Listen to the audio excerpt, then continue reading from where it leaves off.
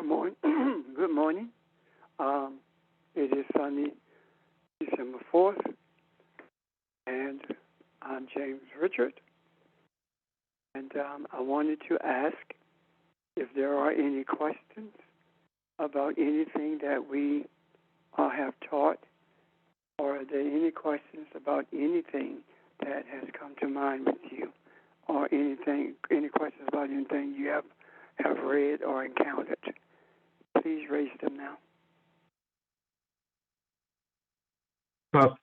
This is Charles. I got a question, and it's in Leviticus 18 and 22. And I hadn't got to the scripture yet, but it's stating that a man can't be with a man. He's supposed to be with a woman. Explain that scripture for me, please. You want me to turn to it? No, I understand what you're asking. A lot of people, God is spirit, and I know this talking spiritual instead of what people thinking physical. And those Leviticus and Deuteronomy, the laws that were written and Numbers, the laws that were written in those chapters were written by the priests.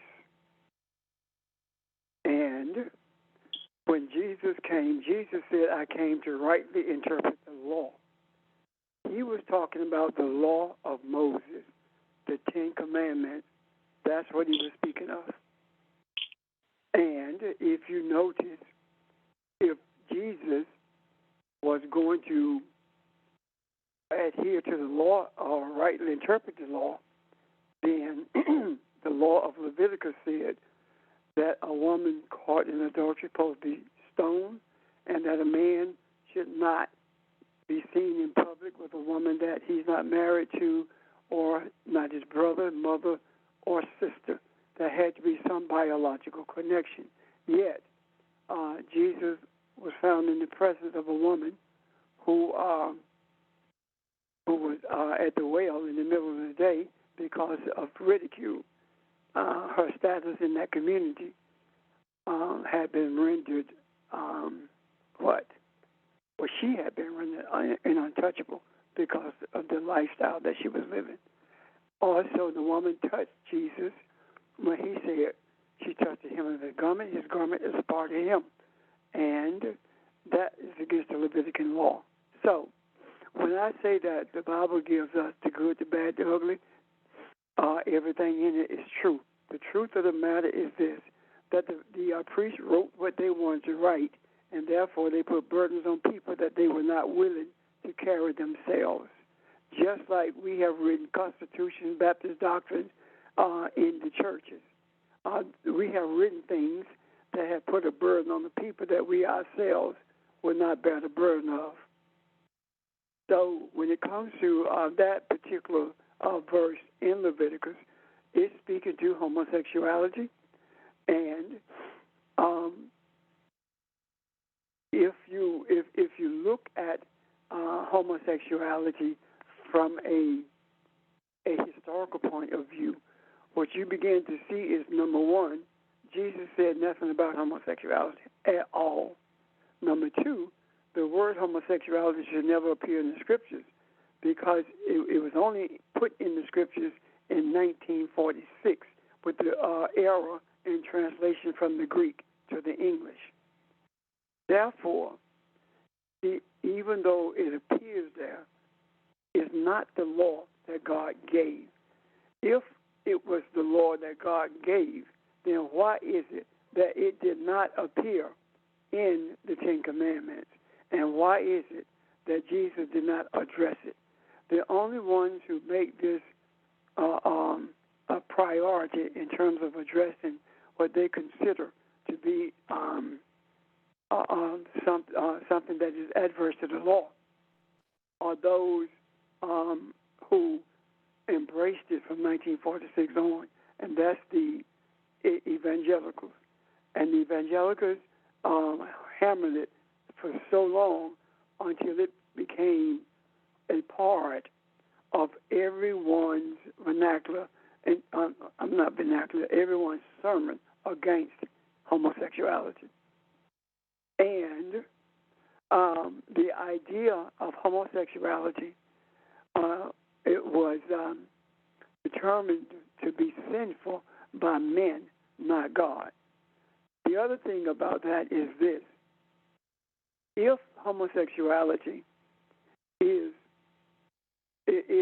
adverse to the laws of God, then why God did not write about it and why Jesus did not address it? Because the things that Jesus addressed are the things that were most prominent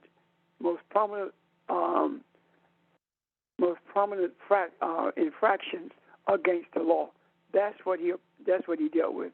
He dealt with the interaction between men and women based upon his actions. He dealt with the interaction. He dealt with tithe and offering. He dealt with the whole concept of adultery. There are several different things that Jesus dealt with that are the law that God, that our Creator, put into force. And I know that there are those who are just like I was, and that is, if it's in the Bible, it got to be what happened and what God said. What we have to understand is that the words, when the Scripture speaks about the word being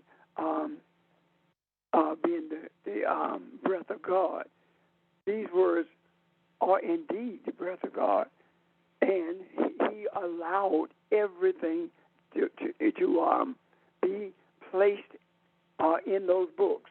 Why? Because those books that were written to guide us, and when we are being guided, we get off track and begin to do things our way, and that's what the priests did, and they wrote it, but they did not put it in the Bible. They did not put that in the Bible. The people who gathered the books of the writers during that period are the ones who put it in the Bible. The Bible simply means books. Bible means books.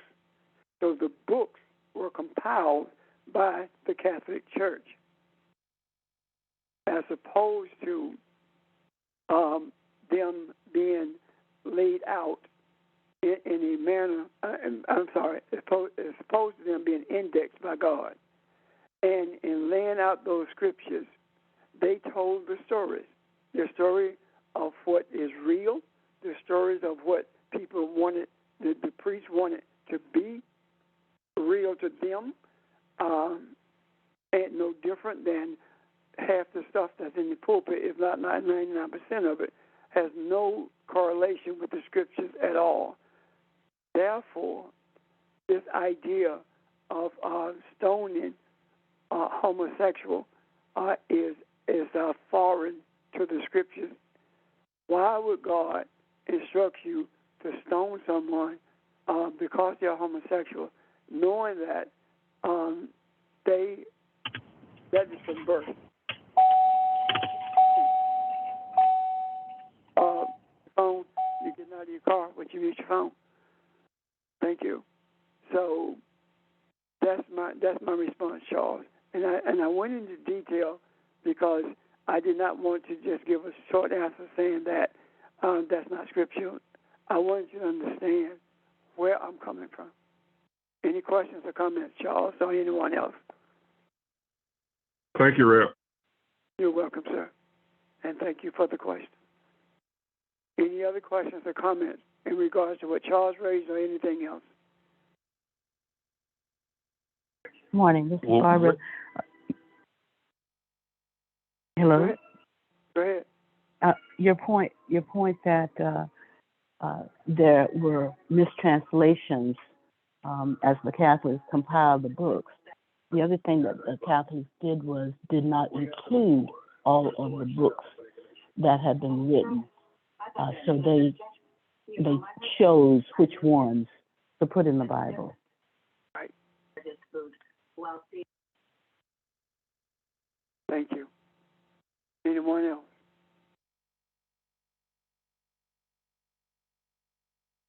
One more question, Rep.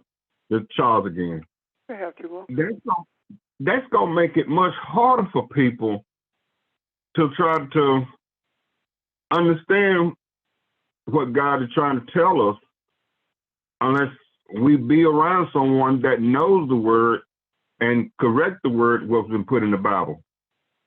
Well, Charles, you're absolutely right. It's going to make it more difficult, but it doesn't make it any more difficult than the difficulty in getting people to understand that Jesus had a wife. Everything that we are discovering or being shown to us in the scriptures are challenges for those who have not traveled this journey, just as they were challenges for us. These were challenges for us. I cannot count the number of years that I knew that Jesus was married to Mary of Magdala, but I never talked about it because I suppose it wasn't time, but in my mind, I didn't talk about it because I knew that it would create argument, it would create an environment of, it could create rather, an environment of distrust. It would create charges of being, of heresy, charges of being blasphemous, the whole 9 yards. So everything that we do is a challenge. Everything that we teach is a challenge. And that is one of the reasons people do not come and stay. People, they know the truth is available, but they don't want it because they do not want to be challenged. They do not want to change from what they believe the truth to be to what it really is. So that in itself makes it difficult. There is nothing easy about what we do, and that is the reason we have to be totally committed to what we are doing. If we were not, then it will create a huge problem because we would be voicing uncertainty ourselves.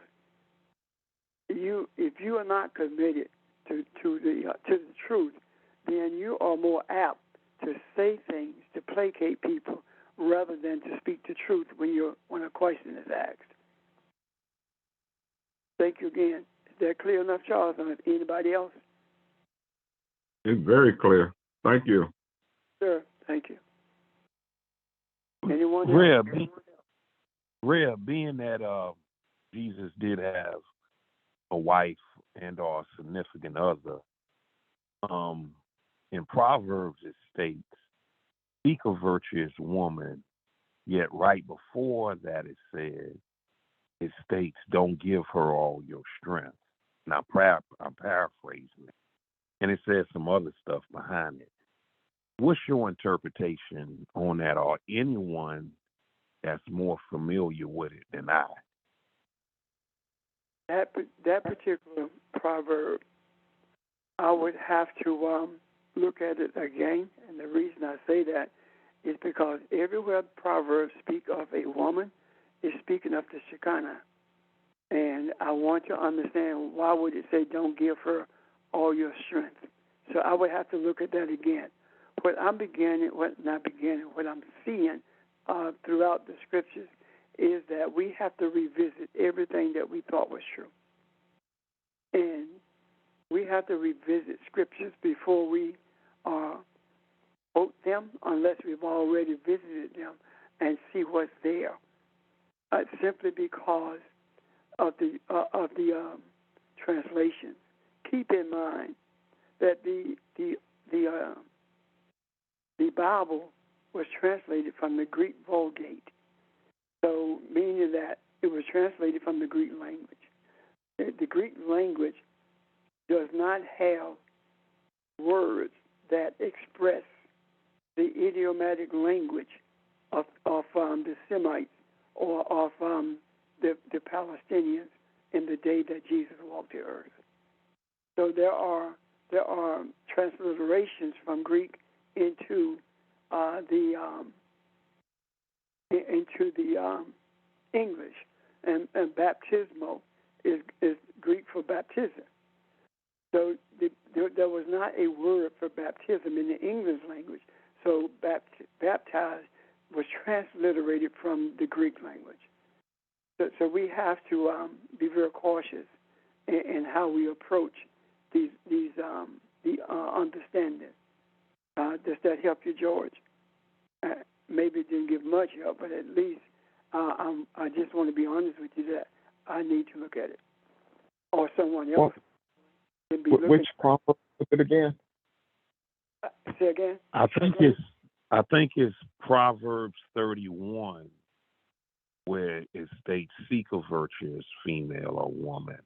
Yet I think up in Proverbs 3 it states don't give a female or a woman all your strength. Proverbs 3. Okay. Then don't quote me on that. Please don't quote me on them numbers. For someone.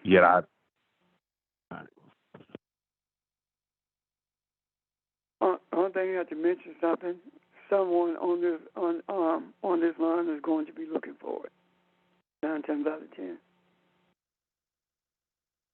While we are waiting for that, are there any other questions?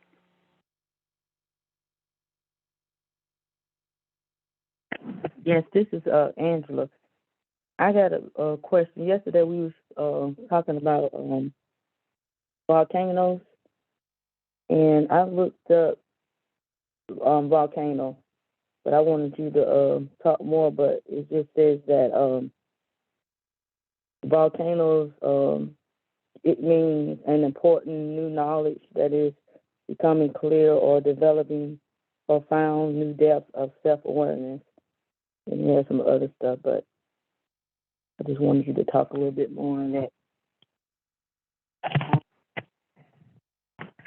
You know, it's funny, the volcano that erupted, this is what, 2000, a few years ago. We were in Hawaii. That's the volcano that we went to look at. But more importantly than that, we were staying in a resort. And as we moved throughout the resort, restaurants, on stores, bars, other places within that the confines of that the resort, as well as outside of the resort. One of the things I noticed, and I said it to some of you, that I probably would not go back to Hawaii. And the reason was not because it was not entertaining or beautiful. It's because the energy of the people has been crushed. And they are more servants. You can feel the energy of oppression of the indigenous people as they serve, from the person at the desk to the one who serves you food, a bartender, clerk in a store. There's a sadness in the atmosphere. And that bothered me. And when I heard about the eruption of the volcano, I kind of smiled because not only had we visited, but we had made efforts to get a room in the hotel that overlooks it, because we were going to stay there one night so that we could, take it all in. It's something that is difficult to explain in terms of that feeling that I got that we had about this volcano. I say all that to say this. When that volcano erupted, and since yesterday, of course, I've looked it up, I read it, I've done all I can. That volcano erupted on the Day of Independence. The Day of Independence was when Hawaii was recognized as a sovereign nation. And that was, I believe, in 1843. I think it was. Somewhere in that area. And the U.S. went in around 1890. 93 or something, and forcibly took control of the island from the king, who was female, and she resisted, and they, meaning the Americans, put a blockade up around the islands and told the queen, the king, if she did not relinquish, abdicate the throne, rather, if she did not abdicate the throne, they would bombard the islands, not just one of the islands, and they would destroy her nation and her people. So, of course, she relented, and Hawaii became an American colony, even though they called it American territory. Hawaii became an American colony, just like Puerto Rico is an American colony. Now, the Hawaiians have resisted that from that period until this day. And you see why I'm giving you this background in a moment. They resisted that up until this day. And if you think about it, Hawaiians do not call themselves Americans. They call themselves Hawaiians. And Puerto Ricans do the same thing. So, they have never given up their beliefs about the power and the deification of that volcano. That the deity is Pele. That volcano, when it erupted on the Day of Independence, one of the major things that happened as the days as it continued to erupt over several days, and it's still erupting. The lava was moving towards an American base that the Hawaiians never wanted, a military base. And at that military base, there have been chemical leaks, fuel leaks that have poisoned the water in that area. And they have pretty much destroyed the environment in that area. And that environment, according to Hawaiians, are being refurbished by the volcano and pushing those out who came in and destroyed the environment and also took Hawaii from Hawaiians because they wanted to make money from the fruit industry, primarily the pineapple industry, and the artesian water in Hawaii. This and the Hawaiians always believed that the day would come when the mountain would speak. And when the mountain spoke,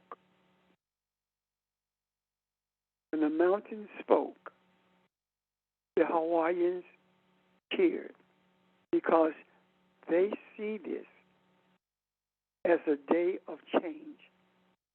Volcanoes speak to introspection, speaks to new beginnings, speaks to the idea of deep thought. Those thoughts are being revealed to you, or what spiritual revelations come as a result of this taking place.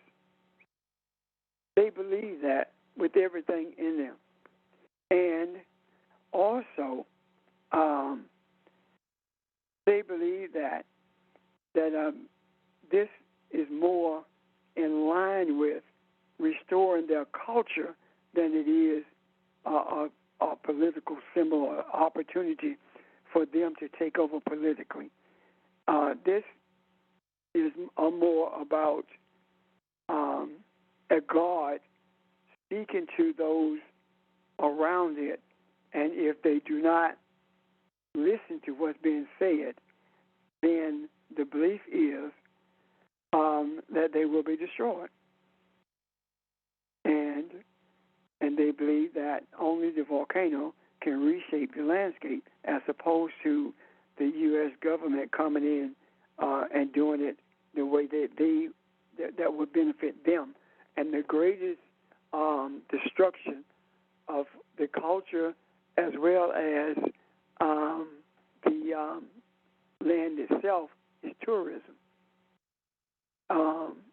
Tourism has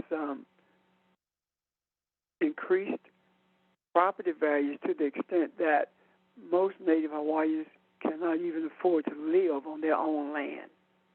And it is my belief that all of this is about to change because of this volcano eruption. And I think that we all should be cognizant of what's happening in Hawaii as well as what's happening around the rest of the world. Every natural event sends a message from the universe.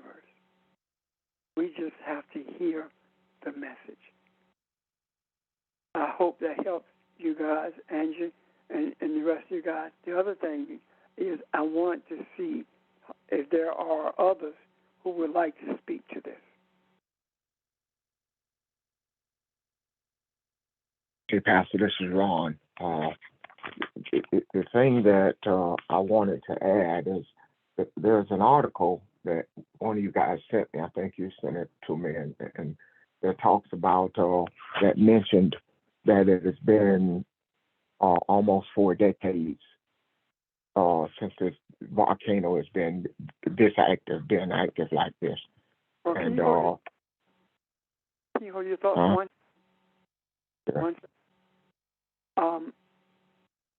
Exodus 19 and 18. That's what happened. There was a volcano eruption in Exodus 19 and 18 when it talks about Moses and the people being at the mountain to receive the law. Go ahead, Ron. Okay.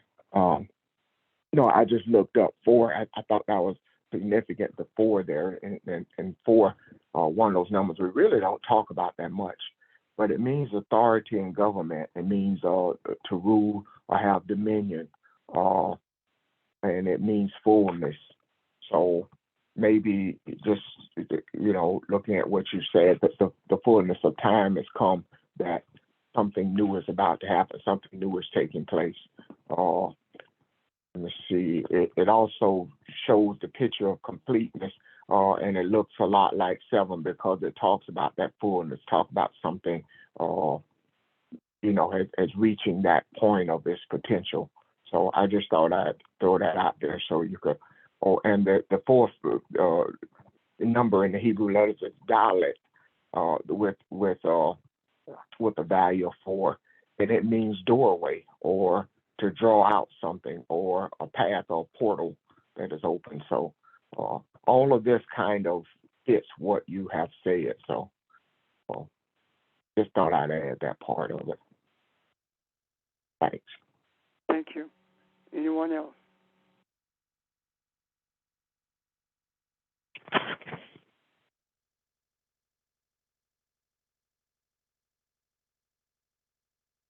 Angela, is that clear?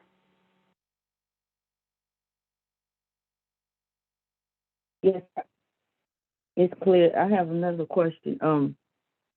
In Jeremiah 51 and 25, I'm going to read it, but I think it's the international version. But behold, I am against thee, O destroyed mountain, says the Lord, which destroys all the earth, and I will stretch out my hand upon thee and roll thee down from the rocks, and I will make thee a burnt mountain.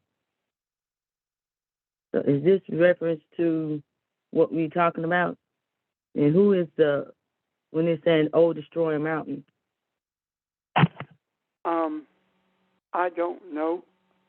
I would have to look at that, but in the article that I read and sent to some people, in that article, it referenced Jeremiah 19:18. That's why I wanted to interject that while Ron was explaining it, because I wanted you to see how many times we've read that and never saw or never even thought about, rather, the eruption of a volcano, just a miraculous smoke and fire appearing at that juncture. But if you read it in relationship to what happens with volcanoes, you see the correlation there. But as far as Jeremiah, I'm not certain about that, Angela. And if anyone else is, please but give us some insight about that.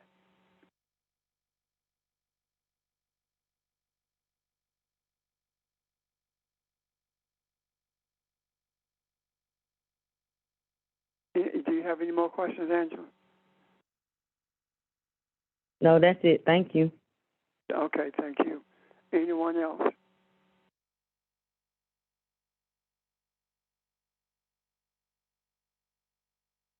Hey, Pastor, this is Rania. Can you hear me?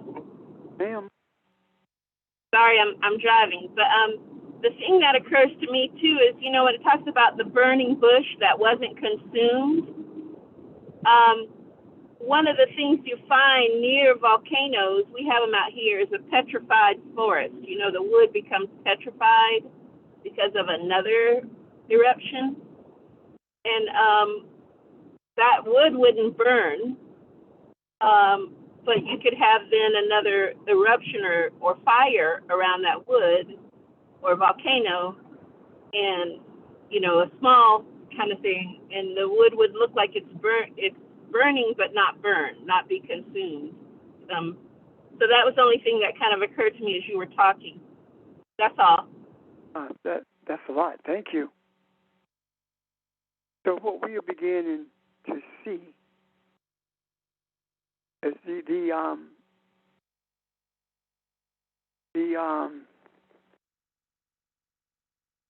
symbols in the scriptures coming alive, and we're beginning to understand them with greater clarity because we are experiencing them during our lifetime, and we are understanding not only geology, but we're also beginning to understand how that relates to spirituality and how the earth actually speaks to us through volcanoes and through storms, etc. That's one of the reasons I suggest very strongly that we be cognizant of everything around us so that we don't miss it. And one of the things that I think we should really notice is ever since we dealt with hurricanes in South Carolina, the closest one has only skirted the coast. We've not had one to really hit South Carolina. That is not coincidental. There are no coincidences. Okay? Thank you. So, not only is that the case, if you remember this time last year, they were coming out with a new list of names for storms. We had so many that they ran out of names. You haven't seen that this year. We've had one or two major ones, but it hasn't been nearly as disruptive or as violent as things were last year. Well, the greatest violent disruption was in Florida. And we haven't seen it in other places this year. And within the confines of this nation. Now, the colonies of America has experienced them. I'm looking at the TV, and I see Biden giving $53 million to the Ukraine to repair their infrastructure, and giving 47 million maybe to Puerto Rico, and their infrastructure has been torn to pieces because of the three storms that virtually destroyed everything on that island. That tells you what happens when this Christian nation comes in contact with the needs of a colony that it has virtually destroyed, and always boasting about the importance of Puerto Rico to this nation, but is not important enough to be restored or to be rebuilt. Yet Ukraine is. I know the easy thing to say about that is they are Caucasians.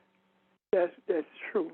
However, there's got to be a deeper reason for that, for America and Western Europeans being that involved with the Ukraine.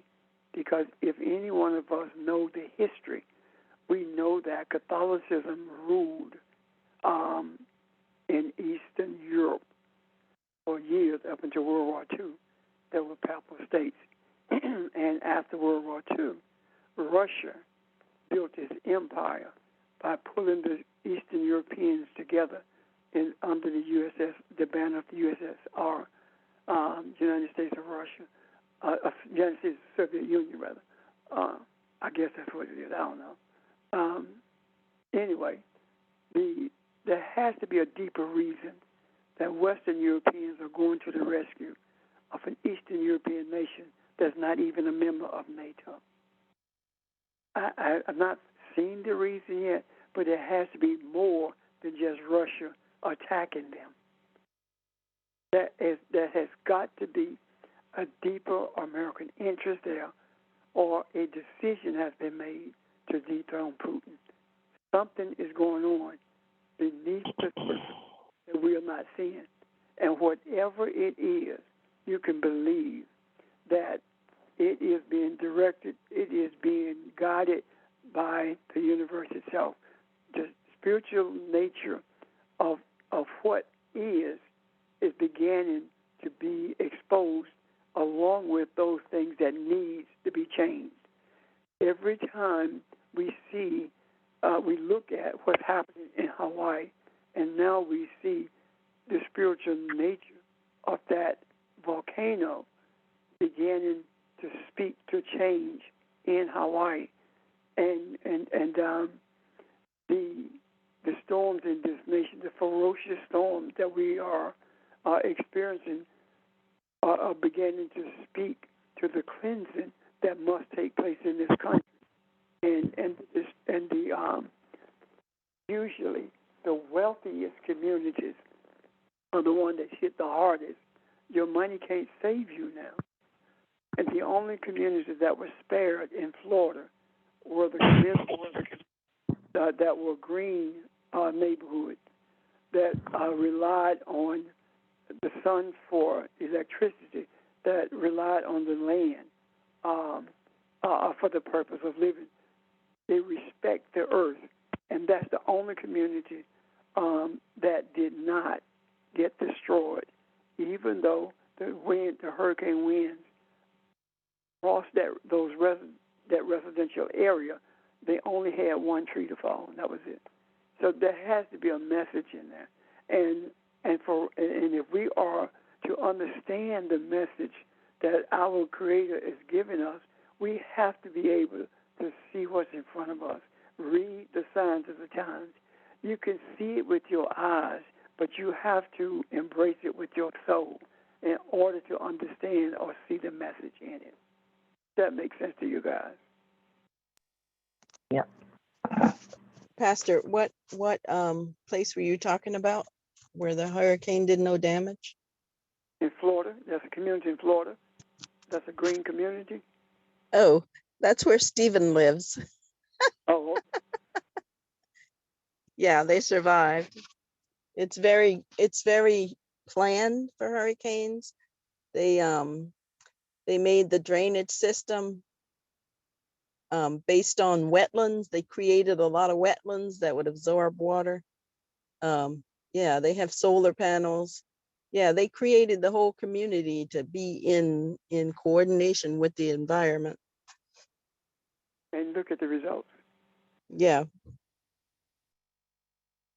So what does that say to us? No. Go ahead, I'm sorry. Go ahead.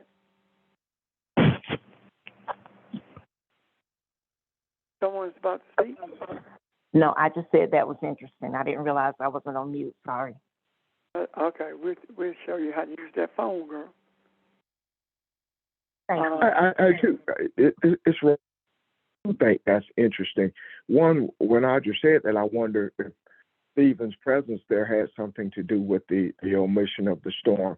The other part of it is if you look at that from a spiritual perspective, maybe it's not the work itself that was done, but the respect that they paid to the land and the environment that had something to do with it. I would agree, Ron. You know what I mean? Yeah. So that's very interesting to me. Now, I want you to see something. The things that we have talked about are 100% spiritual, the messages. And all of the messages that are 100% spiritual that we've spoken of, these messages came from events that are considered catastrophic in this earth. How long were we in congregations or teaching people and believe that this was the work of the devil? And now on the journey we can see the spiritual essence of what's being said, of the earth crying out, of the earth sending messages to those who are destined to dominate, to be good stewards of the earth. When your desire is to be a steward of the earth, you will be able to read the signs of the times. Does that make sense?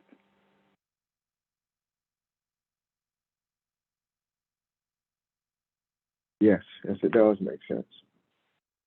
So, but in church, right now, somebody's talking about how these volcanoes are erupting, and how either they're going to say God is speaking, telling us to change, or they're going to say that the devil is destructive. Those interchanges are things that I cannot wrap my mind around, because it has to be one way or the other.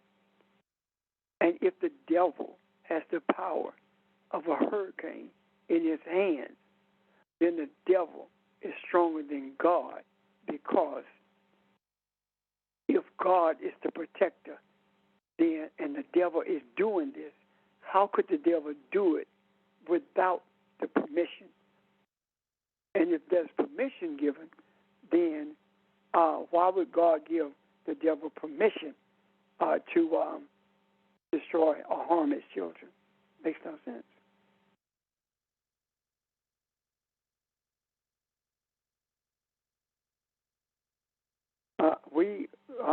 And right now, the things that we have talked about, we would be, especially me, I'll be told, you're not preaching. You're talking about hurricanes and you're talking about volcanoes. That's not scriptural preaching. And it isn't. It isn't. It's the truth being delivered based upon the reality of the spiritual nature of everything that exists. Does that make sense? And every one of us been exposed to that. Any other questions or comments? Yes, this is Angela again.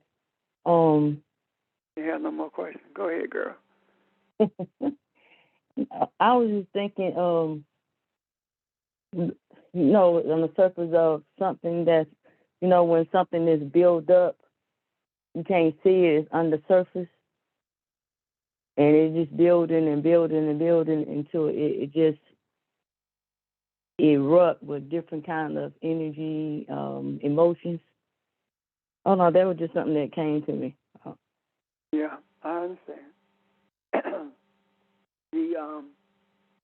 There's one writer said, one of the articles, I don't know which one it was, a volcano is just a mountain until it becomes a volcano, or a volcano is a mountain until it's not. And the pressure comes from a place that you cannot see that brings about the eruption. And that pressure that erupts, there's absolutely, positively nothing that humanity can do about it. Man cannot stop it. There is nothing that you can do to brace the lava, the hot lava as it flows. And if this is not seen as a spiritual awakening or a spiritual message, then we have blinded eyes as well as a blind eye. Where does the energy come from? What causes it to build up the type of pressure that it would take to throw stones that weigh tons into the air, 200 feet into the air? What kind of pressure is that? Think about it this way. If man could harness that kind of energy, then man would use that energy to totally obliterate anything it does not like.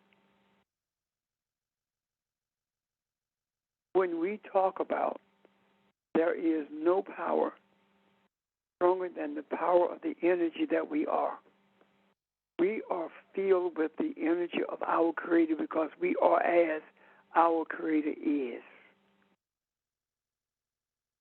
And that righteousness, that righteous energy cannot be stopped. And we are reminded of that when we see the eruption and look at the day that it started, the day of independence. That's a clear message that is so silent, it is deafening. That's how silent the message is. It's deafening. And it's deafening because it's speaking to our soul, not our ears.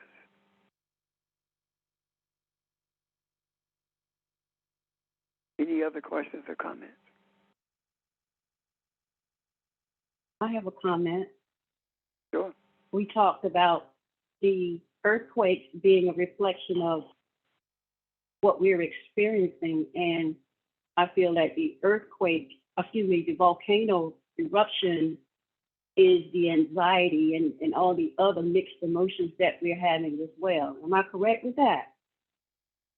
I think it's a response to that, yes. Any other observations on that?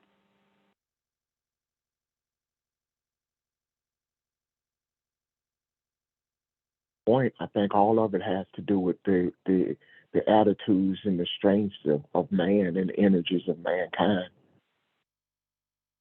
And Ron, the desires that we have for mankind, you know? Yeah.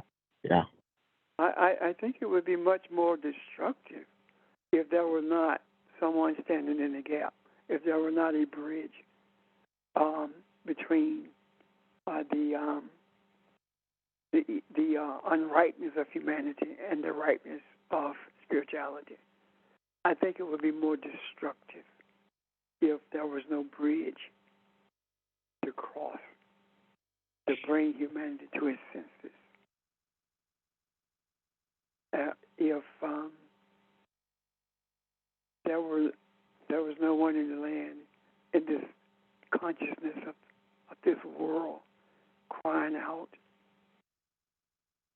for the deliverance of humanity from the bondage of unrighteousness, that it would be far worse, or it would not happen at all. Just like everything else that's surfacing, because of our desires. So is the volcano, so are the earthquakes, so are the storms. Everything in this earth is based upon the consciousness, our desires in this earth. Our desires in this earth for the love of humanity. And we have to fight daily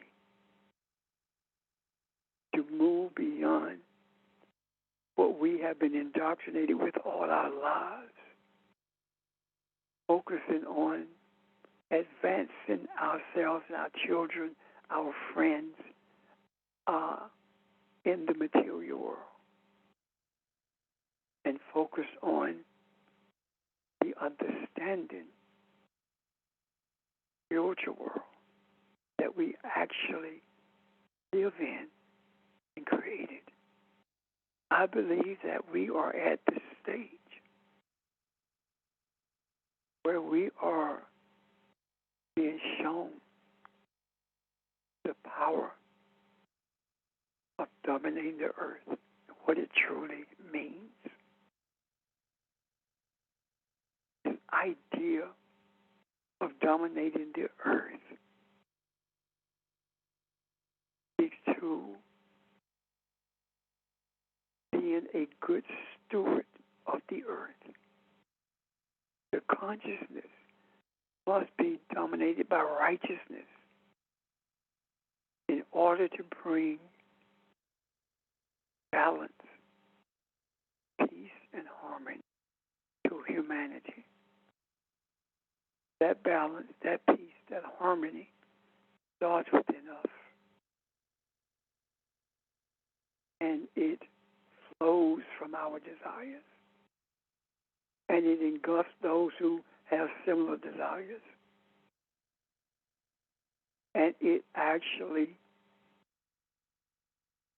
resonates with those who are not even within who are not within an area where they can hear us verbally, but they hear us with their souls, and they're searching for something better. And the only ones who are not recognizing the spiritual nature of what's happening all around us, the ones who are greedy, the ones who are making every effort to maintain status quo.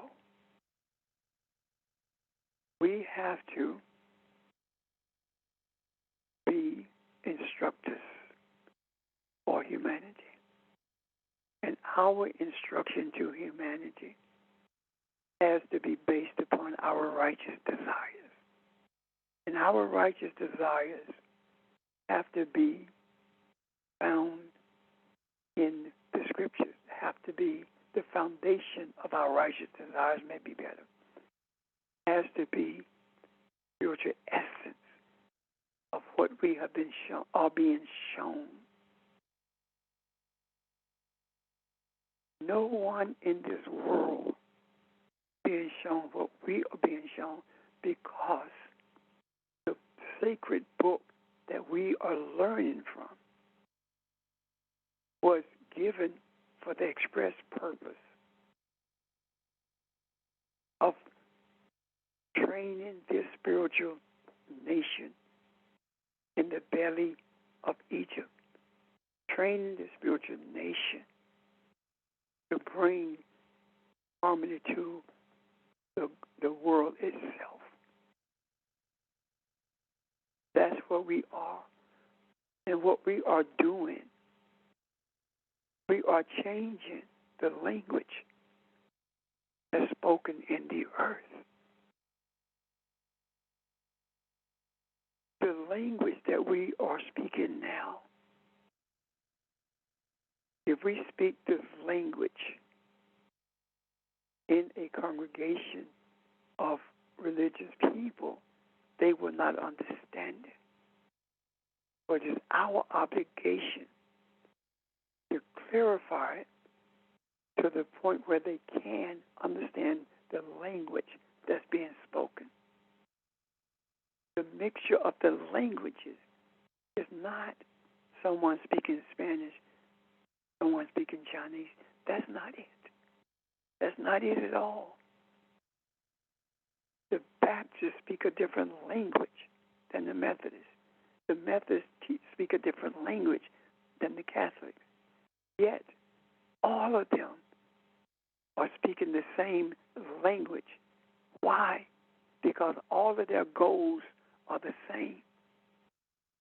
And the express goal of all of them is to go to a place called heaven.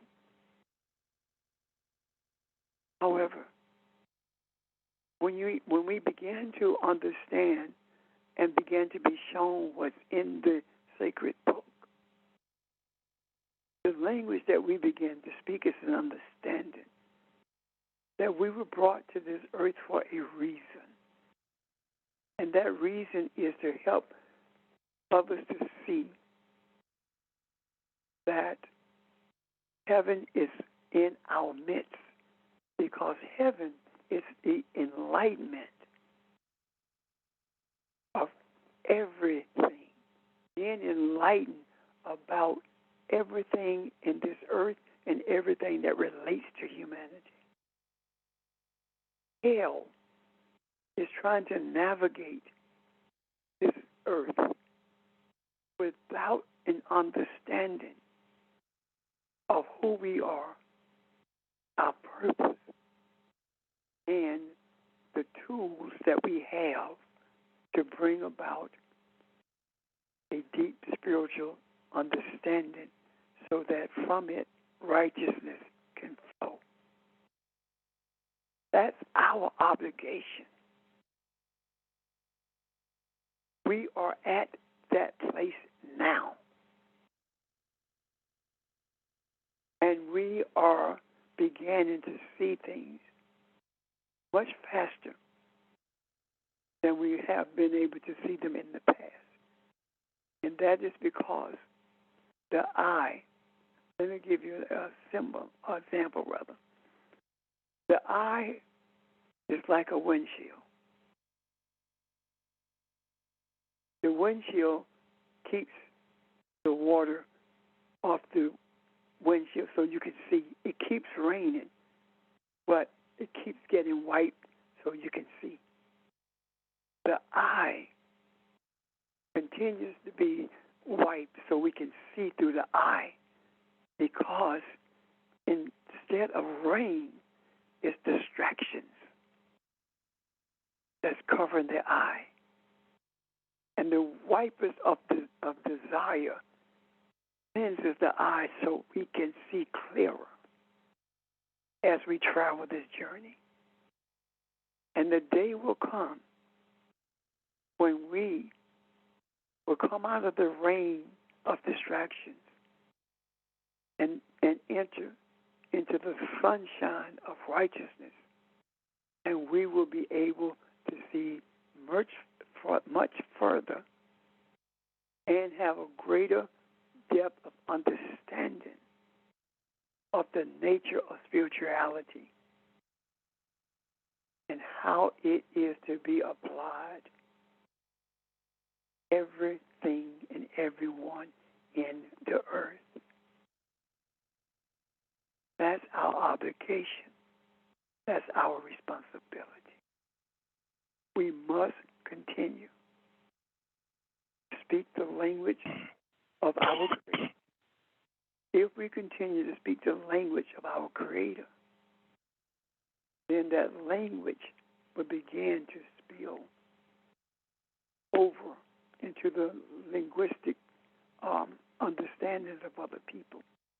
Meaning that when we put it in the macro, others are picking it up. The desire for change allows the understandings to penetrate the soul.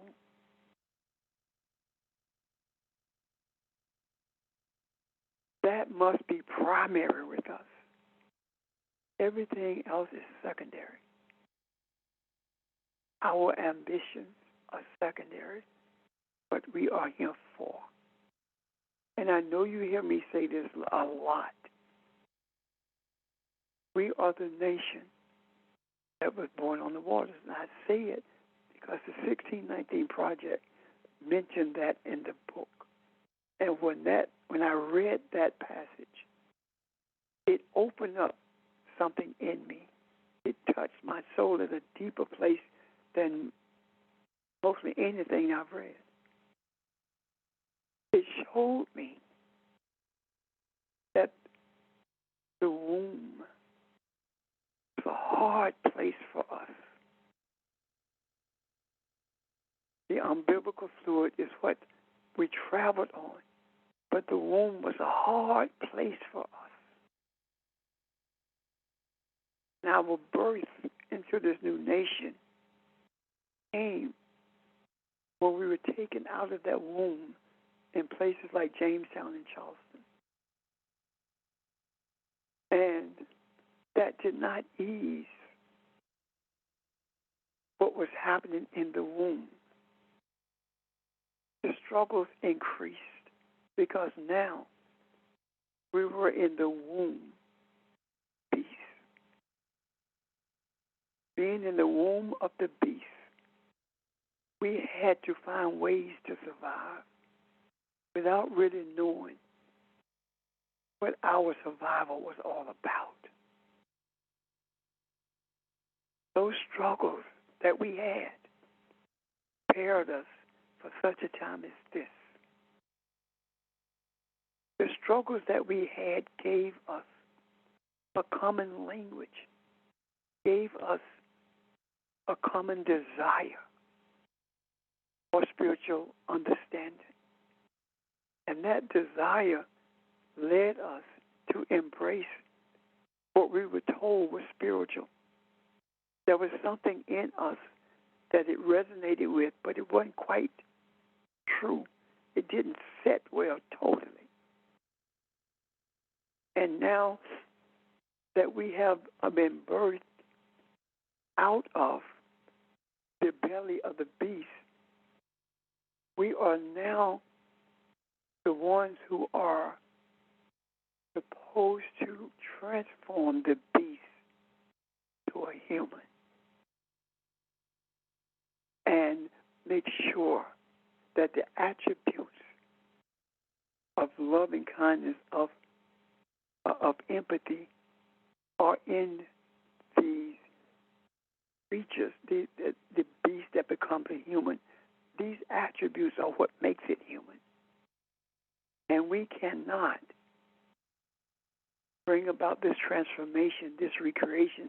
We cannot bring it about if we do not function, if we don't build on a foundation of forgiveness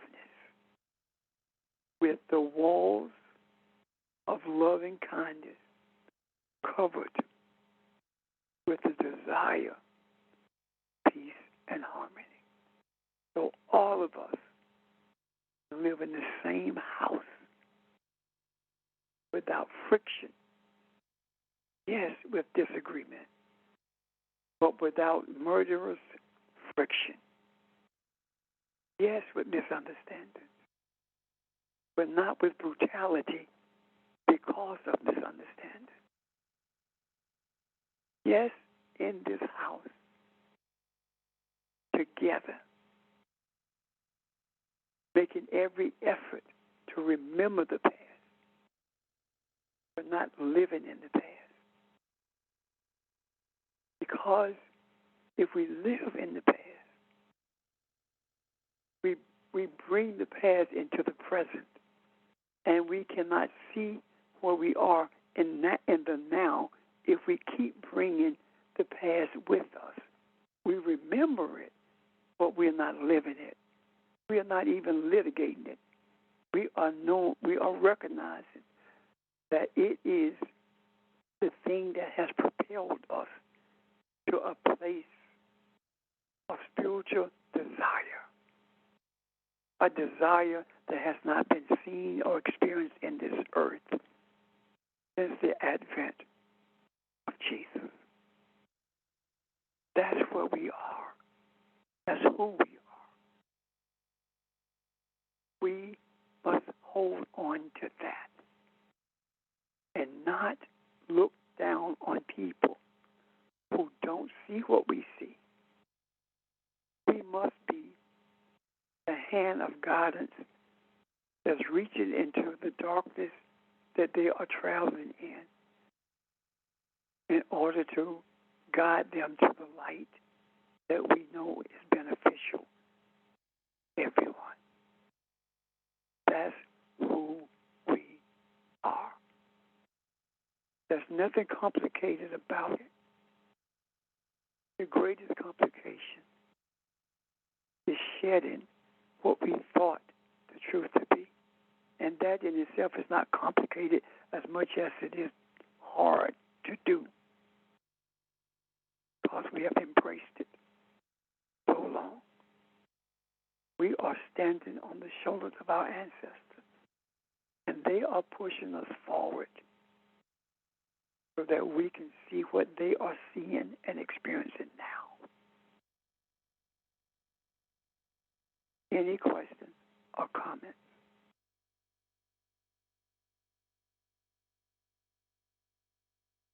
Are you seeing the picture that's being painted for us by our Creator, by the universe? Can you see this? It's clear to you.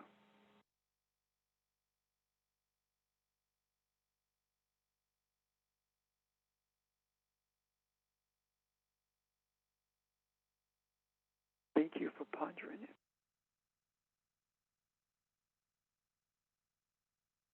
It is my desire that this resonates so deep with you that it is impossible for you to leave it behind, that it will rise up in you and the depths of your soul so that you can move in the manner that the Creator desires, not forsaking the journey, but being more deeply entrenched in the journey. Questions, comments? What you just said does align closely with the verses that George asked about earlier, Proverbs 31, 1 through, I think it goes through about 7. I guess I'll go in further into that. So it starts off with the sayings of King Lemuel, and Lemuel means God, and also thought of maybe referring to the King of Solomon as well. And his mother, who is actually, these are, I guess, the sayings that she taught him, or she spoke upon his life. And when it is saying not to give that energy to women, it is more so talking about for the king to serve his own needs and desires in a sense, and to basically, be jolly and drinking wine and strong drink, etc. And his mother goes on to tell him that it is his responsibility to essentially give that attention and desire and efforts that he would otherwise hold for himself, that makes a bad king, to instead to have that for the people, to the point where he even reserves that same drink that he would drink, the intoxication of himself, to give to the poor and the destitute, so that they may be able to forget their troubles and, in a sense, make it through. So, it's not at all saying in the sense that a woman is a waste or anything like that. It is talking about more so the mandate of the king, and for him to, I guess, walk or step as if it's he is God because he has actually a greater responsibility and has responsibility to those as Pastor Richard was just talking about the unity a moment ago. So as Pastor Richard talks about who we are and that remembrance, it goes back to the same thing that I started off with Lamel, meaning God, responsible, unity, etc. I'm finished. Any questions about that? Sheldon, thank you. Any questions about that? Comments? Were you able to see what Sheldon is saying? George, is that clear to you because you raised the question in the beginning? Yeah. It sounds like that's something that the mother is supposed to tell her sons. That's all I drew from it. And that's what the conversation was centered around, the instructions that mothers give children. And that was just one that someone presented to the group. Thank you, Sheldon. Yeah. And not just that has to come from, the mother. It was more so for all of us in terms of our responsibility. And so it wasn't that, and the point that I want to make sure is clear, it wasn't the idea just that a woman is bad, or do not give your woman your energy, etc. It's more so in the way, as we've talked about Solomon in the past, when you think about it, with all the concubines and things like that. And then he later on in life, talked about his past and talked about, what he missed. And maybe he had to go through that to actually have that understanding. But the point is he realized that a lot of what he was doing as king at the time wasn't actually just serving the people. He was serving himself. So the woman is not to be put up, I guess, by itself and separate from that of alcohol, etc. It could be something else that he might have been into, just as well as it could have been wealth accumulation and riches. The point is, these are things that typically would have a king specifically abdicate, abandon, not pay attention to what his mandate is, to his true responsibility. That king, even though he is in a sense, air quotes, ruler, a leader, he is more so to lead from behind as being a helper, not there just to have people serve him. In the same way, when you think about Jesus, the Messiah, being a leader, Jesus was not there, or did not present himself in a way. We have been maybe told otherwise, but he does not present himself in a way for the people to just lift him up and serve his every need, etc. Jesus served the people way more than the people actually served him. The only thing that he actually required to ask for the people were things that were maybe testing their faith and just the bare essentials for him to actually survive in the physical body. That's it. He didn't have all these concubines. He didn't have all these women. He wasn't somewhere just making wine for maybe him and a couple of his favorite disciples to sit in the cut and get, drunk, etc. That's more so what these verses are actually talking about. And Sheldon, it's Ron. If I can support this, and you probably said this the same thing. I guess looking at it, this word strength also means energy. Your energy, and it almost sounds like it's talking to Solomon, because the word weight, because that connects. It says, verse 3 says, your strength to women or your ways. I'm not sure the or should be there, but because it's talking about your way means your road or the way you travel or your journey.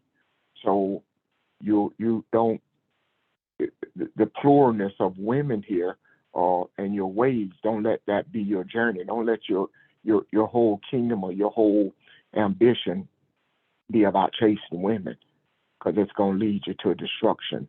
It's going to lead you down the wrong way. And then, as you were saying, this women word too is not necessarily physical women, but anything that you're attracted to, anything that you lust after. So just supporting what you said.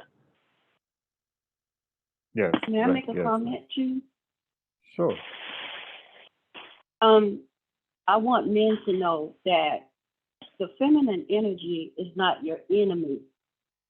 We're your energy.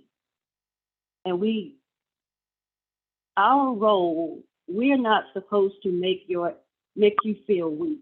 Use our love to make you feel weak.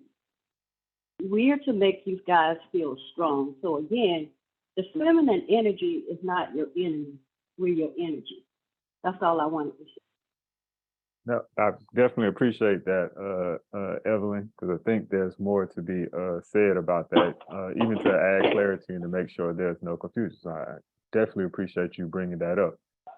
Yes, we're at not all. We do not want to paint women as being the enemy. And in fact, not only are women not the enemy, what this verse is more so talking about in terms of kings is their attitude or lack of attitude towards women, and using those women or engaging with those women in a way, not from the standpoint that Evelyn is talking about. It is more so just using women or trying to extract what it is that you can get from them.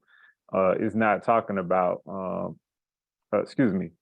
what these verses are talking about, the engagement of women in terms of just trying to get something from them, but not actually engage and connect with them. And I believe everyone on the phone can understand what I mean by that. What it's talking about here is just using women from lustful encounters, numbers, and things of that nature. Not talking about having a spiritual, close, uplifting relationship where both people are being treated equally and actually getting something out of this particular situation. Now, we want to go further when we talk about the types of things that we're getting out of this situation. I'm talking about uplifting both individuals and both individuals being to see themselves from a greater or more clear standpoint, and even discovering things about themselves and having like a spiritual union in a sense. That's not what it's talking about. The king is to avoid. Like I said, this is just purely physical intercourse for the king's need, because the king has the power to make people do that.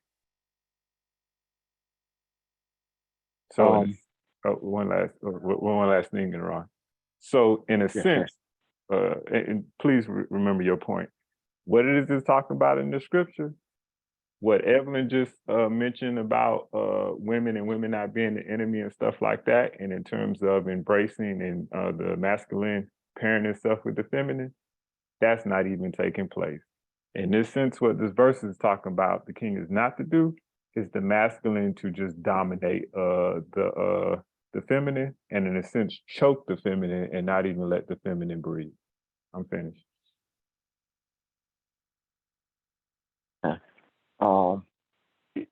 When you trace that word down, King Lemuel, it was also it does mean elf. It talks about God, but it was also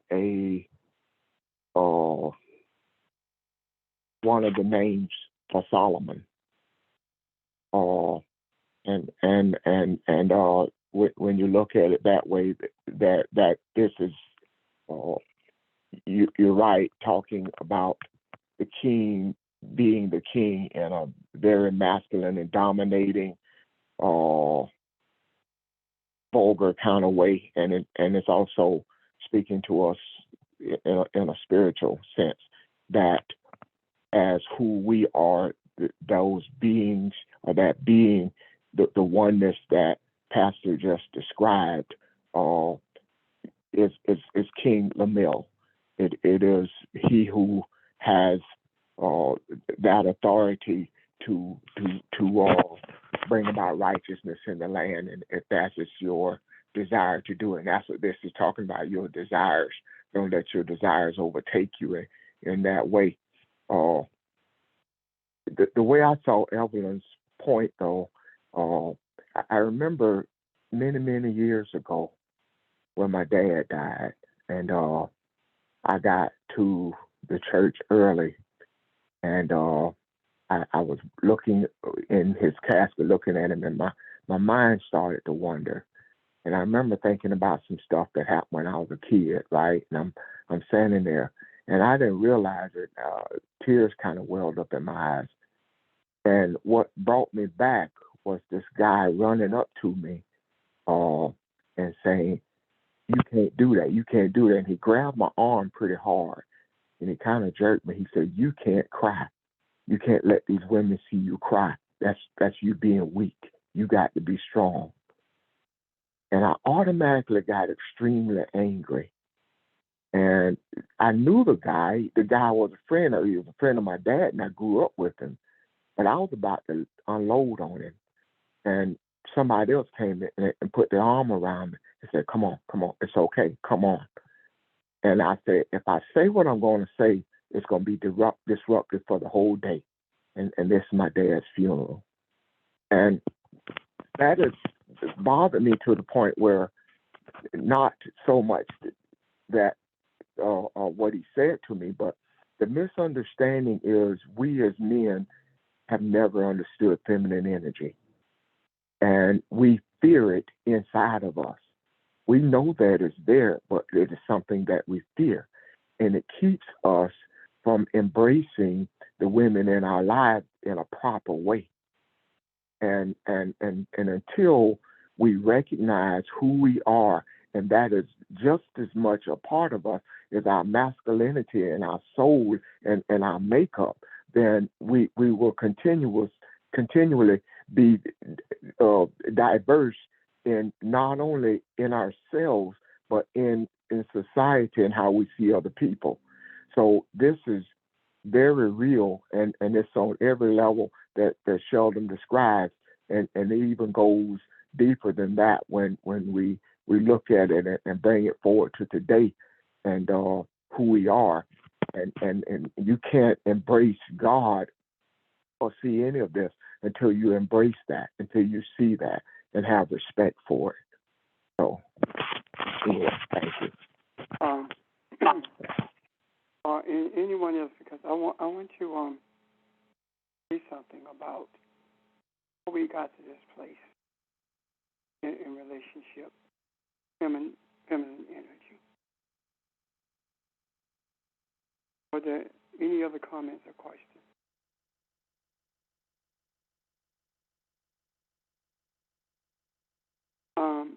One of the things that really disrespect feminine energy is the attitude of manipulating it or controlling it in any way whatsoever.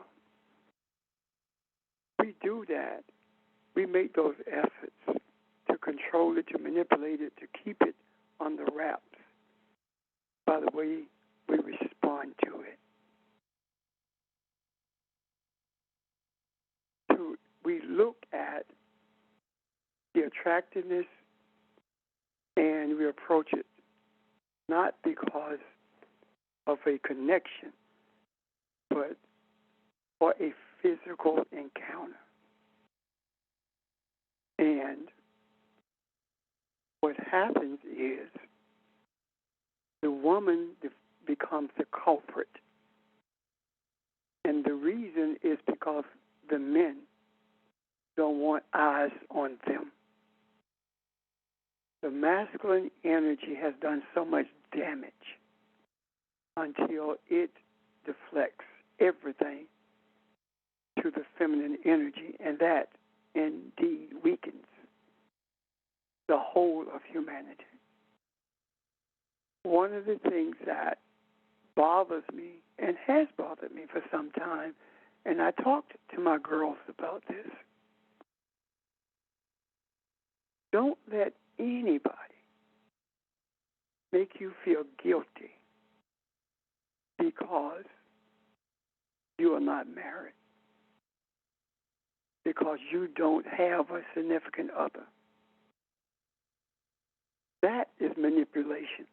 What they're actually saying to you is that you cannot function unless you have a man controlling your life. And what that has done is created an environment where women feel that they are not whole unless they have somebody. And it's not a measure. It's not paying attention to who that somebody is. It's I got to have somebody in my life. Thus, idiosyncrasies that are damaging are overlooked or hidden. And the woman is seen as the culprit if she challenges them. And the society justifies all of this. The feminine energy, these aspects of our society are an outgrowth of how masculinity sees feminine energy. Until we get to a place where the blame game is not towards the female, it's not towards anyone. We just deal with what is. Until we get to that place, relationship will always be chaotic.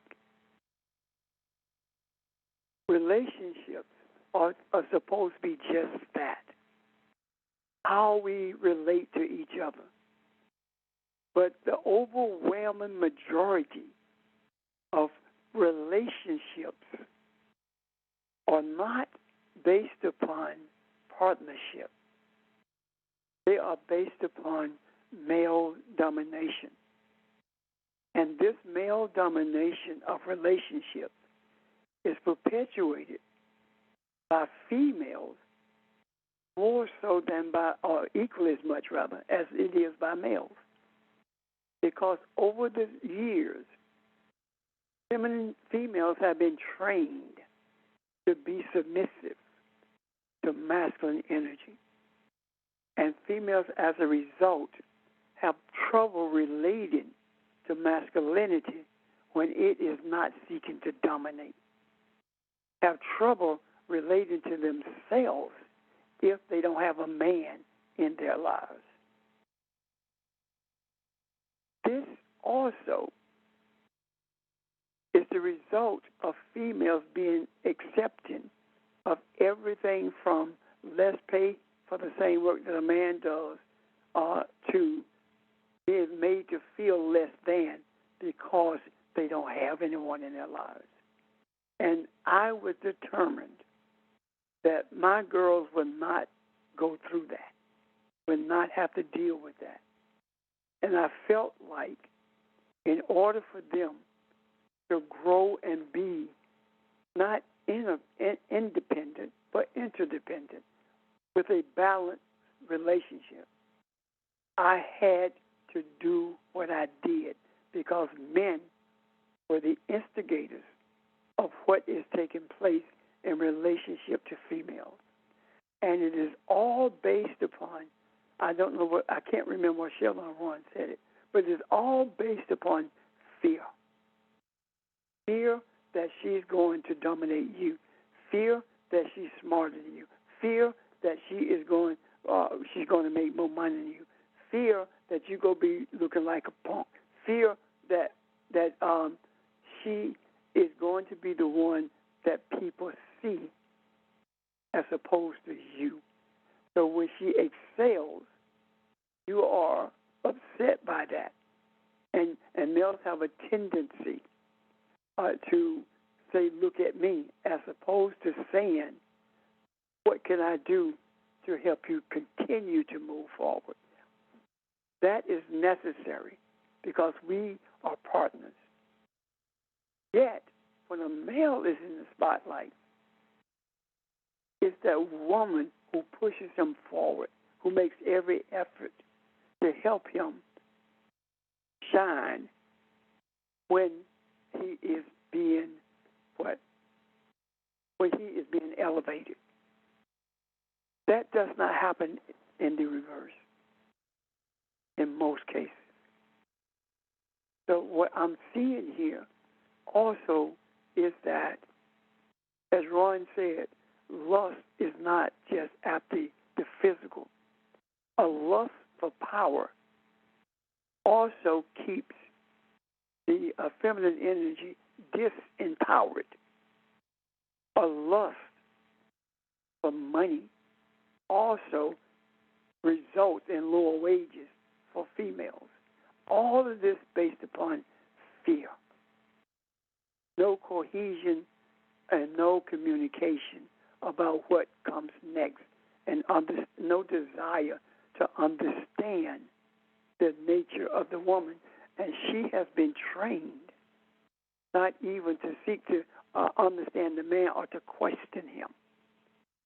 And that results in weakness in relationships.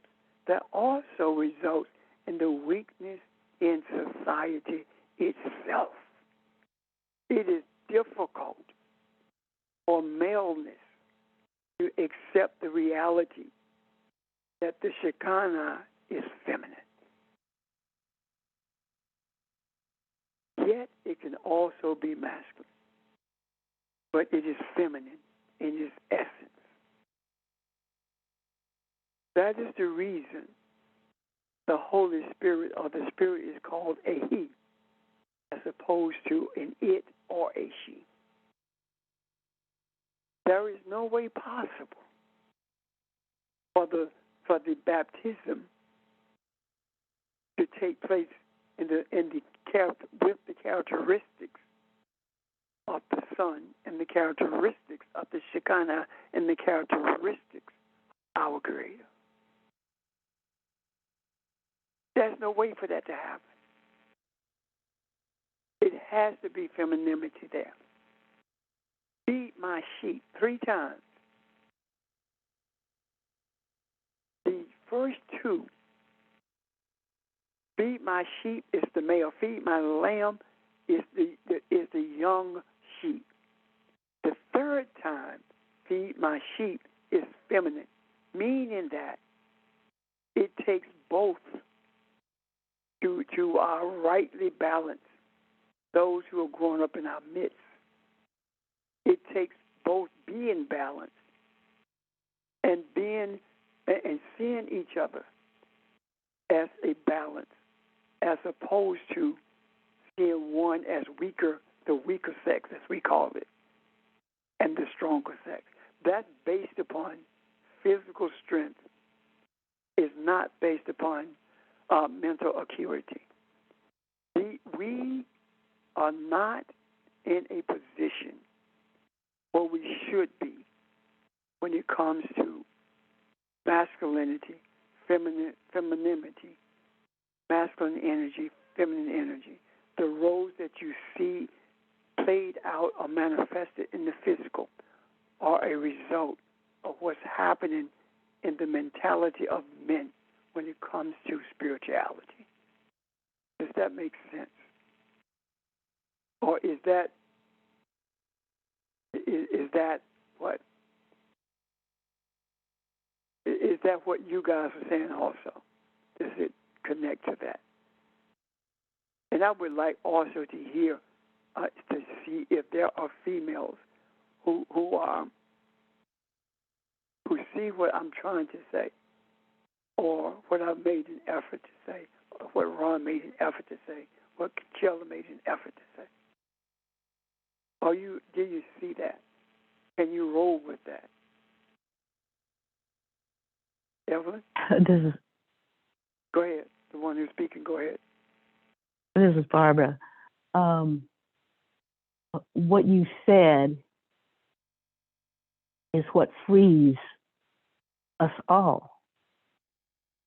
It frees us from the baggage and the lies and and everything that we've learned as an individual in this physical world. It frees us to be the it that we are, the essence that we are.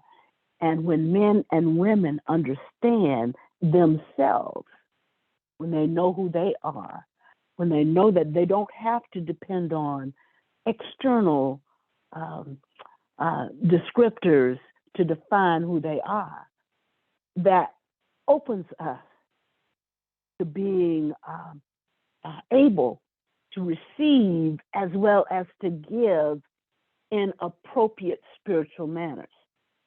That means then that men who are the nurturers and the providers from a physical perspective, I get the bacon and you cook the bacon kind of thing. It tears that to pieces. On the other hand, for a woman, it frees that woman once she's in touch with her masculine energy. Masculine and feminine energy. It frees that woman to know that I'm more than a thing. I mean more than serving someone's needs.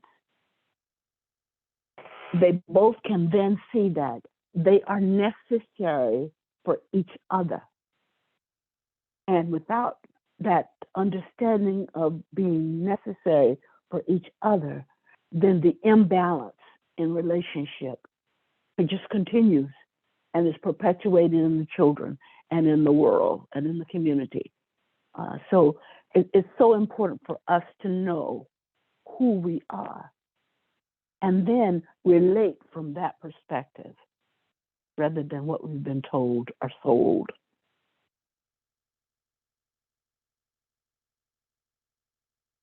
Thank you. Anyone else? The reason I called for Elvin because you're the one who initiated the discussion based on your question. I think Barbara, no, I don't think Barbara has said it all. She said it. I'm done.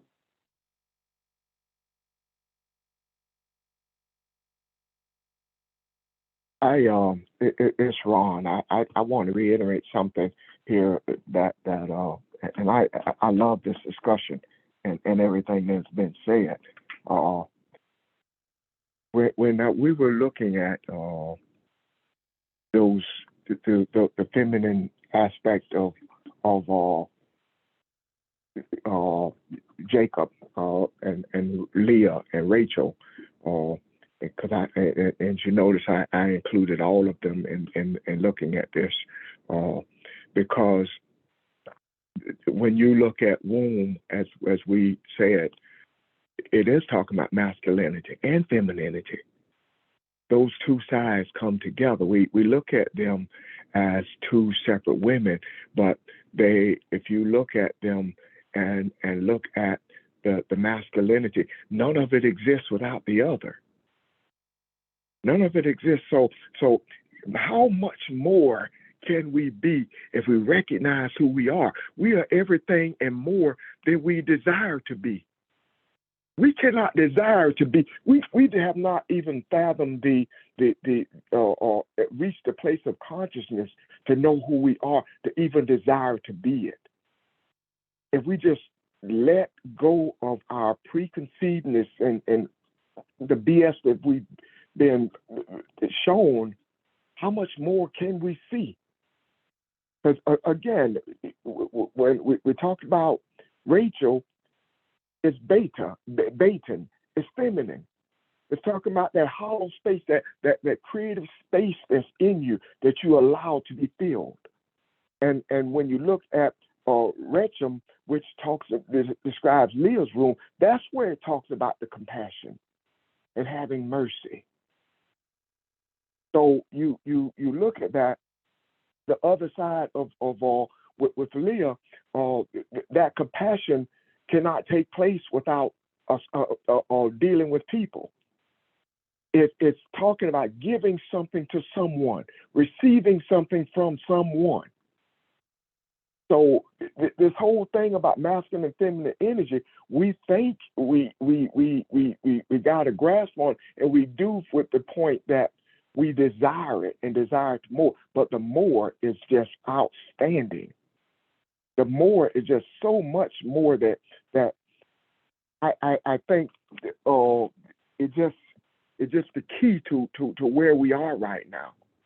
And if that unfolds, because it at the end, it talks about this thing that you give birth to. It appears that it is finished. It appears that the baby is what it's going to be, but it's just the beginning. It's just the beginning. So the transformation happens in the baby that is birthed, and it happens in you as it comes from your womb. And as you nurture it, you nurture together. You come up together, and you're giving it your feminine and your masculinity. And both of you are being transformed. This is beautiful to me. So yeah, I embrace everything that is being said, and look for every opportunity we can understand this. So thank you. I'm done. Thank you.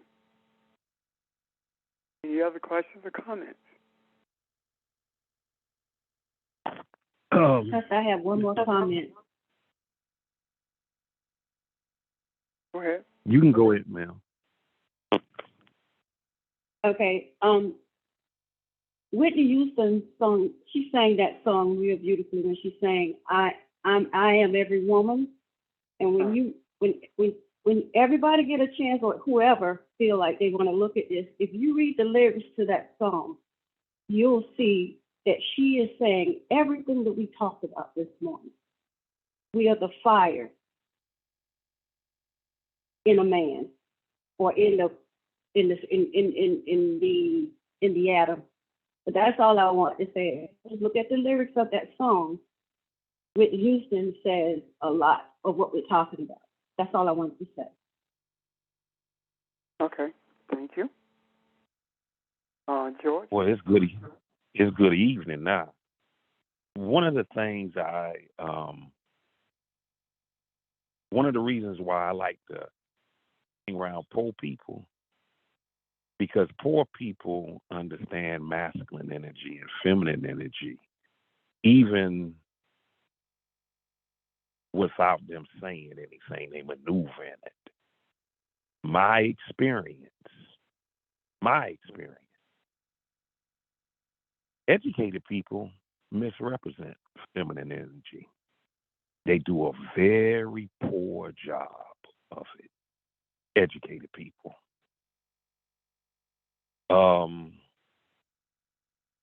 For example, if you want your child to have some manners, you may want to put them around poor people.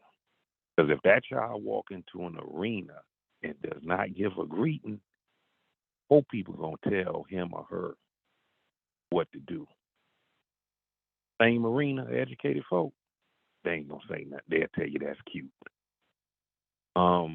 But that's my experience around poor people. They appreciate both energies. And they can't talk about it as good as other people, but it's an experience that I feel when I'm around educated people. And when I say I'm around educated people, let me be specifically clear. You born in 1970, you born in 1971.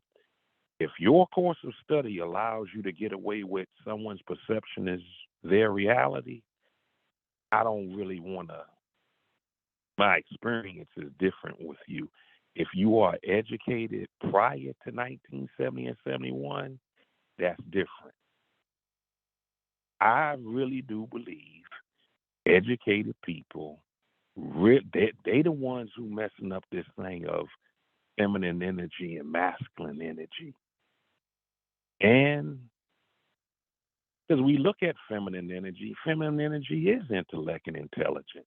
So Why wouldn't you want to be educated? Yeah, that's the whole game this colonial system done thrown on us. The masculine energy, we don't say too much good about masculine energy because the educated people think masculine energy is always with the male. That's what I like about poor folk. Poor folk appreciate the energy of masculine energy.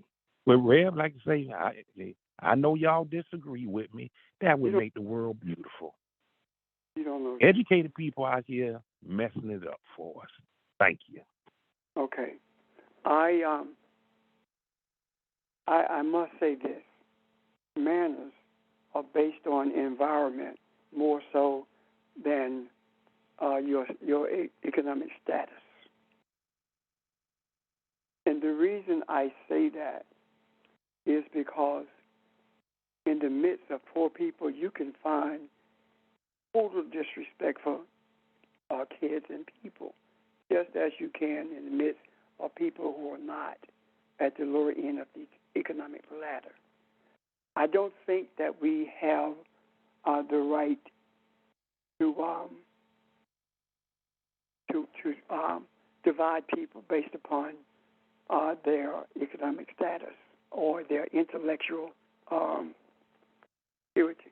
I believe that we deal with people based on environment. For example, the reason we are who we are is because of the environments that we grew up in. Different, yet all of us ended up in the same place, searching for truth. As far as poverty is concerned, poverty is a thing that's created by the government, especially for people of color. Yet, poverty does not dictate your level of intellect. What dictates your level of intellect is desire as well as environment. I do not think that people who are, quote unquote, intellectually strong or educated are any different than those who are not. I do also believe that the more you understand, the more of a servant you should be. The more you have learned, the more obligation you have to teach. Not because you are superior intellectually, but because you have an obligation to share what you have, be it understanding or be it manner itself, or be it anything that's going to enhance the person as well as society. So, to me, and I understand everything you said was from your point of view, especially in regards to education. And to that, I say, education is not something that's gained in schools. You can navigate through academia all you want, but you have a choice. You can be educated or you can be trained. If you're trained, you roll with the system. If you're educated, you think for yourself. There are people who have never, ever graduated from any school, and they are far more educated than people who have degrees.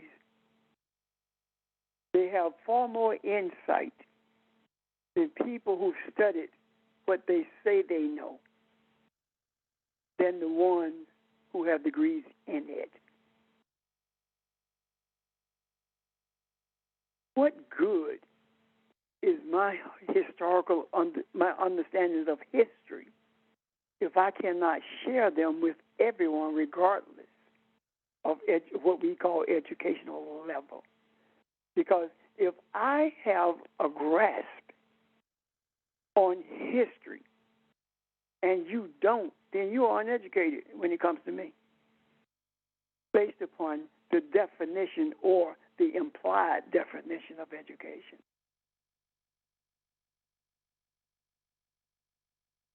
One of my cousins could not write his name, could not recognize it if he saw it. But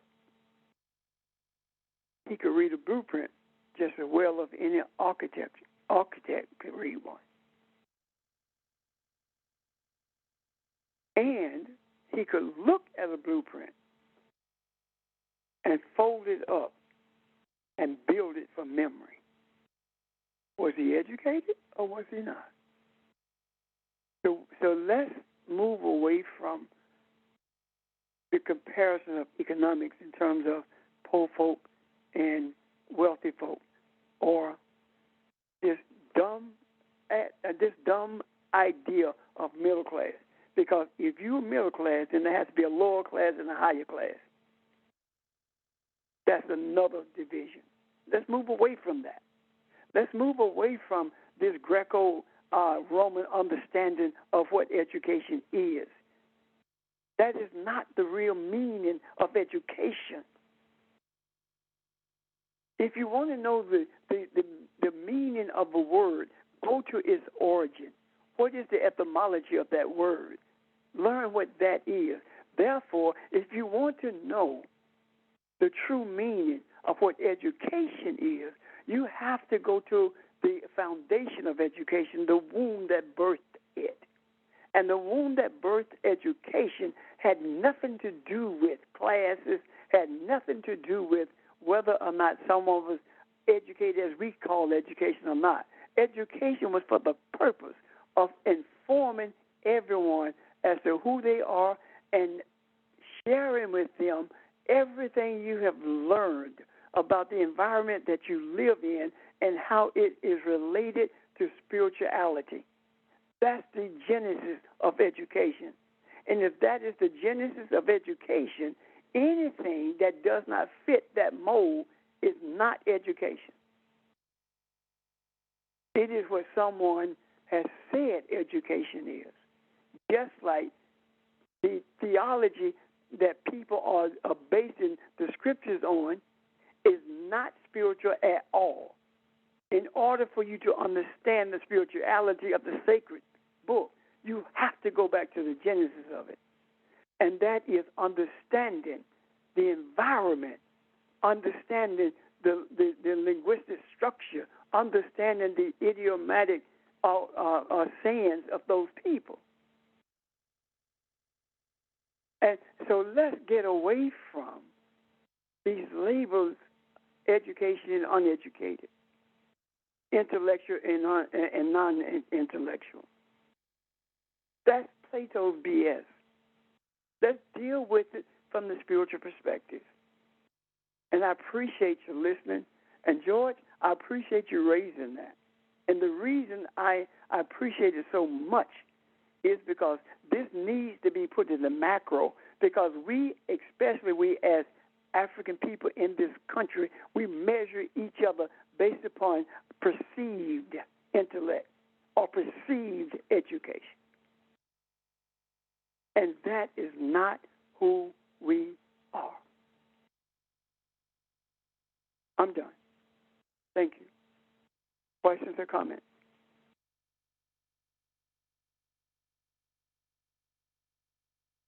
If there are no more questions or comments, then we'll see you tomorrow. And thank you for your presence, your energy, your questions, your comments.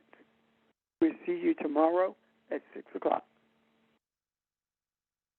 Have a great day. Bye, everyone. Bye, everybody. Thank you, everybody. Bye. Bye, everyone.